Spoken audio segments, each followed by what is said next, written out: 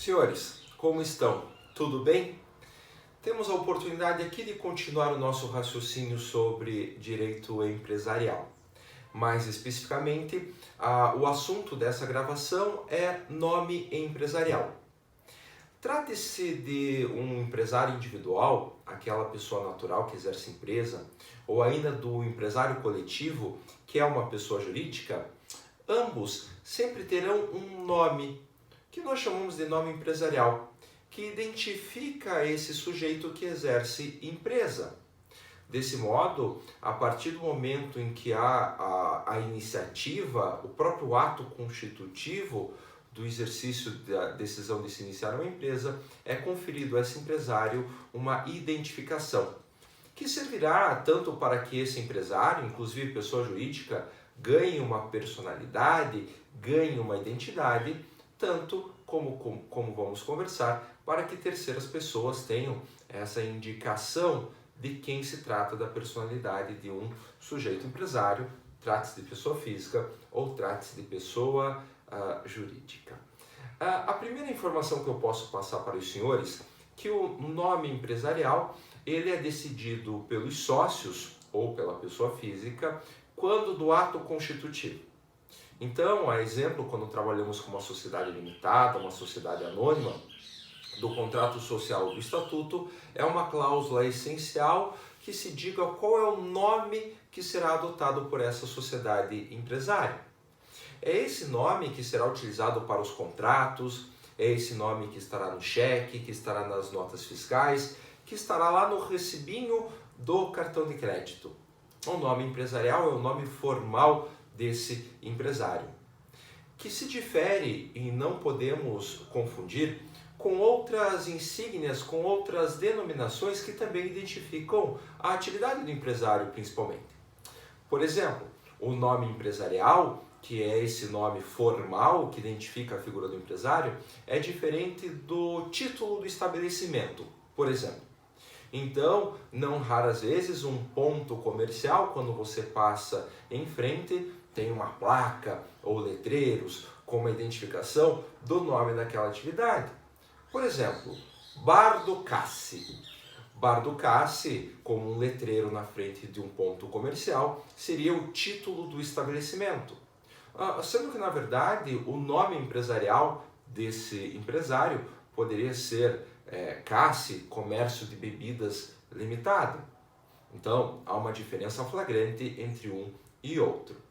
Também não podemos confundir o nome empresarial com a marca. Marca que também será objeto de uma das nossas aulas. A marca trata-se, em verdade, de um nome ou até de um desenho, de uma figura, que identifica um produto ou um serviço do empresário. Vide, por exemplo, Coca-Cola. Coca-Cola é uma marca que identifica um produto que é a bebida, que é diferente essa marca do sujeito, que inclusive é o titular da marca, que é, por exemplo, a Coca-Cola Indústrias Limitada. Outro exemplo que nós temos é, digamos, a Petrobras. A Petrobras presta os seus serviços por meio dessa marca, Petrobras, que inclusive é acompanhada de uma figura. Mas, na verdade, o empresário, a sociedade empresária que desempenha essa atividade, se chama Petróleo Brasileiro S.A. Desse modo, o objeto da nossa aula, o objeto da nossa discussão hoje, será efetivamente um nome empresarial. Então, essa identificação da personalidade do empresário, que é escolhido pelos seus sócios quando da constituição da atividade empresarial e que, como vamos comentar, tem que ser levado a registro. Dito isso, o nome empresarial ele tem duas funções. Uma função que eu posso chamar de subjetiva e uma função que pode ser chamada de objetiva. A função subjetiva é aquela de conferir identidade à figura do empresário. Ou seja, uma vez que cria-se uma pessoa jurídica nova com personalidade própria, a sua identificação é feita por uma nomenclatura, é o aspecto subjetivo. Por sua vez, o aspecto objetivo do nome empresarial diz respeito a terceiros, de modo que muitas vezes um terceiro que visualiza o nome empresarial do empresário, ele consegue já ter informações relevantes acerca do funcionamento dessa atividade. A exemplo, quando eu falo CAC Comércio de Bebidas Limitada, eu já consigo identificar que trata-se de uma sociedade cujo ramo de atividade é comércio de bebidas e que foi constituída sob a forma de uma modalidade limitada. Mais do que isso, poderia ser CAC Comércio de Bebidas LTDA-EPP. Opa! Uma sociedade que pratica comércio de bebidas, que foi constituída sob a forma de sociedade limitada e que é uma empresa de pequeno porte. Então desse modo tem um faturamento anual de até 3 milhões e 600 mil reais ano. Sim, é verdade. Então você verifica que a partir do momento que um terceiro olha o nome empresarial, algumas informações já podem ser obtidas. Esse é o aspecto objetivo. Esse nome empresarial que identifica o empresário e é merecedor de proteção especial. Tanto que nós temos o próprio Código Civil, que disciplina o nome empresarial, mas a própria Constituição Federal. Lá no artigo 5º, inciso 29, destaca que a identificação, o nome da empresa, será merecedora de proteção especial. Perfeito. A partir dessa contextualização inicial, nós temos que fixar que nome empresário não é um bem. Então, o nome empresarial não faz parte do estabelecimento do empresário. Desse modo, conforme disposição inclusive lá do artigo 1164 do Código Civil, não é possível que o empresário venda o seu nome empresarial para outra pessoa. Seria algo próximo de eu vender o meu nome para um terceiro. Não é permitido pela legislação. Na verdade, a única hipótese de um terceiro utilizar do nome empresarial de outro empresário é quando do contrato de trespasse, que você já conhece o contrato de trespasse. Quando feito o trespasse de um estabelecimento, o patrimônio sai de um determinado sujeito e vai ao outro que continua a exercer a atividade em seu lugar, inclusive com a assunção de seus contratos. É possível que esse segundo sujeito mude seu nome empresarial para constar o nome do primeiro empresário, que é o alienante, aí sucedido pelo nome do adquirente, que é o trespassado. É a única possibilidade que nós temos de utilização do nome empresarial de um por outro sujeito. Mas ainda por conta daquela função objetiva do nome empresarial, para você identificar que houve o trespasse. É importante que quando nós tratamos das sociedades empresárias, é imperioso que esse ato constitutivo seja levado a registro na junta comercial. E é a junta comercial que faz o controle do nome empresarial. Tanto que uma das primeiras análises, quando do registro de uma nova atividade empresa, é aquele chamado nome comercial, para verificar se já existe um nome empresarial idêntico. Porque nós temos a regra: poderá usar o nome empresarial aquele que primeiro o levar para registro. Então, no que diz respeito à proteção a esse nome, nós adotamos o princípio da anterioridade. Aquele que registra primeiro tem o direito de utilizar primeiro. É interessante que, para fins da anterioridade, não é levado em consideração o ramo de atividade do sujeito.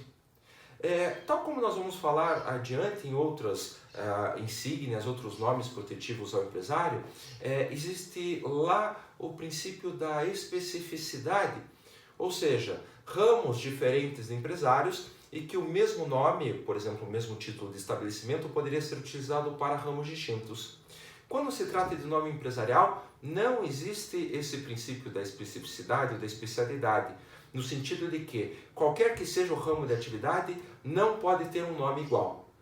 Sendo que, na verdade, essa proteção a não ter um nome igual vale tão somente para a circunscrição daquela junta comercial. Logo, se eu vou na junta comercial do estado do Paraná e faço um registro de nome empresarial, eu terei a proteção em todo o estado do Paraná, ao passo que não poderá ter um outro nome idêntico ou semelhante ao meu.